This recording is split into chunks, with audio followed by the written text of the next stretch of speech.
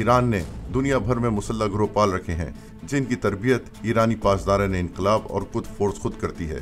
ایرانی فوج کی جانب سے ان گروپوں کو اسلحہ اور مالی امداد فراہم کی جاتی ہے اور ان کے ذریعے علاقائی حکومتوں کے خلاف کارروائیاں کرائی جاتی ہیں۔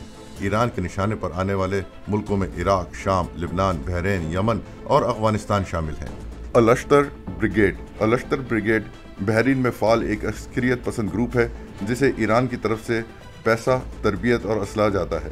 اس گروہ نے ایران کی جانب سے بحرینی حکومت کا تختہ الٹنے کے لیے دہشت گردانہ حملوں کا ارتکاب کیا ہے۔ 2014 میں اس گروپ نے ایک بم حملے میں 2 بحرینی پولیس افسران اور ایک اماراتی افسر کو ہلاک کر دیا تھا۔ الاشتر بریگیڈ کے رہنماؤں کو عالمی دہشت گرد تسلیم کیا جاتا ہے۔ ہماری اس کاوش کو دیکھنے کا بہت شکریہ۔ برائے مہربانی ہمارے چینل کو سبسکرائب کریں اور اس ویڈیو کو زیادہ سے زیادہ شیئر کریں۔